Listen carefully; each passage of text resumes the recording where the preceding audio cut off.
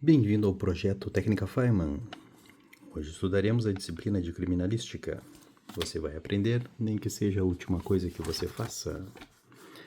Falamos, então, da criminalística, do histórico, da trilogia Dalbert, critérios Dalbert, conceitos de criminalística e sua evolução.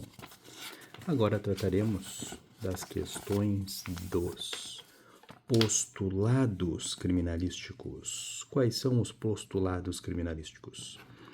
A criminalística, ela independe de quem faz. Ela independe do método utilizado para as conclusões e ela independe do tempo. Quer dizer que não importa quem faça a perícia, não importa o método que você utilizar, não importa quanto tempo demore. Os resultados, as conclusões devem ser as mesmas. E estes são os postulados criminalísticos mais importantes. E agora, com relação aos princípios da criminalística. A criminalística, como vocês podem ver, ela é doida. Doida. Por que doida? Porque os princípios contemplam a descrição, a observação, a interpretação, a documentação e a análise.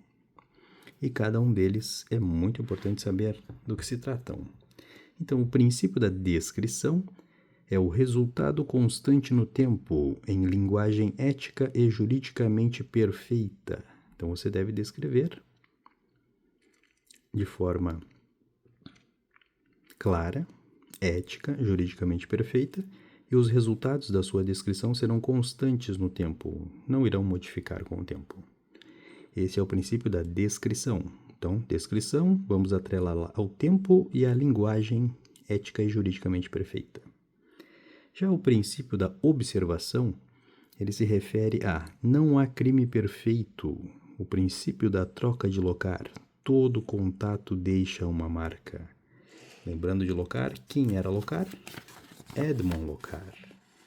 Edmond Locard, o pai da criminalística moderna, por se tratar da criminalística dentro da polícia. É o mesmo. Então, o princípio da observação é isso, você observa. Observa o quê? Observe que todo contato deixou uma marca. Não há crime perfeito. Vai ter vestígios deixados. Esses vestígios serão observados no local do crime.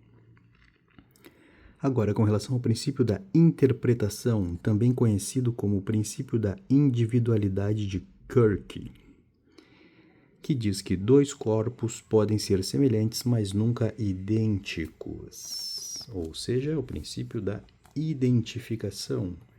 Certamente esse princípio será cobrado na prova de papiloscopista, porque é ele que basicamente irá diferenciar as pessoas, as impressões digitais. Então, a interpretação e a individualidade. Dois corpos podem ser semelhantes, mas nunca iguais. Princípio da interpretação. Agora vamos tratar do princípio da documentação. Esse é muito simples, basicamente se refere à cadeia de custódia, a documentação de todos os processos, dos vestígios dentro do processo pericial. E por fim, o princípio da análise.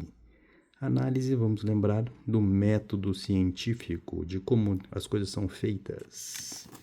O princípio da análise basicamente se refere aos critérios Dalbert, se relaciona aos testes por metodologia, revisão da comunidade, consenso acadêmico, publicação e potencial de erro. Então, estes são os princípios da criminalística. E agora conceituaremos, por fim, a perícia. Qual é o conceito de perícia? A perícia é uma análise detalhada de determinado elemento relacionado com um fato jurídico relevante a uma infração penal.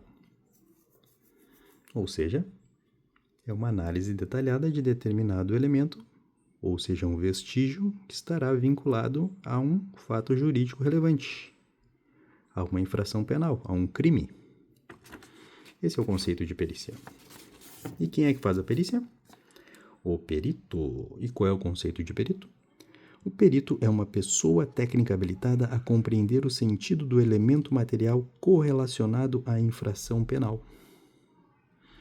Basicamente, é uma pessoa técnica, então, habilitada a compreender o sentido do elemento material, ou seja, do vestígio que foi encontrado no local relacionado à infração penal, no local do crime. Esse é o conceito de perito. E corpo de delito? Esse sim é muito relevante que nós saibamos. Corpo de delito é todo e qualquer vestígio potencialmente relacionado ao crime. Todo e qualquer vestígio é um corpo de delito. Não é só o corpo da pessoa morta. Impressão digital, uma lata de Coca-Cola, uma bituca de cigarro, o sangue, absolutamente todo e qualquer vestígio potencialmente relacionado ao crime é o corpo de delito. E o que é o exame do corpo de delito? O exame do corpo de delito é a perícia em si. Vamos agora a alguns artigos do CPP, Código de Processo Penal. O artigo 158 diz: quando a infração deixar vestígios, os vestígios não transeuntes, ou seja, são aqueles que são permanentes, que eles não são efêmeros. O exame é obrigatório, não podendo supri-lo a confissão do acusado, porque a confissão tem valor relativo. Então, lembrando, artigo 158 do CPP, quando a infração deixar vestígios, o exame de corpo de delito é obrigatório, não podendo supri-lo a confissão do acusado. E o que pode suprir, então, já que a confissão do acusado não pode ser utilizado? O artigo 167 irá dizer: a prova testemunhal pode suprir a falta. A falta do quê? A falta do exame do corpo de delito. A falta da perícia. A única coisa que pode suprir a ausência da perícia, do exame de corpo de delito, é a prova testemunhal. E as prioridades para a realização do exame de corpo de delito, ou seja, das perícias, quais são as prioridades? As prioridades são crianças, adolescentes, idosos, deficientes e mulheres em caso de violência doméstica. Perceba que gestantes e gays, não o de LGBTs, não compõem o rol de prioridades da perícia. A perícia apenas irá priorizar o atendimento de crianças, adolescentes, idosos, deficientes e mulheres em caso de violência doméstica. Estes foram os postulados, princípios e alguns conceitos da criminalística.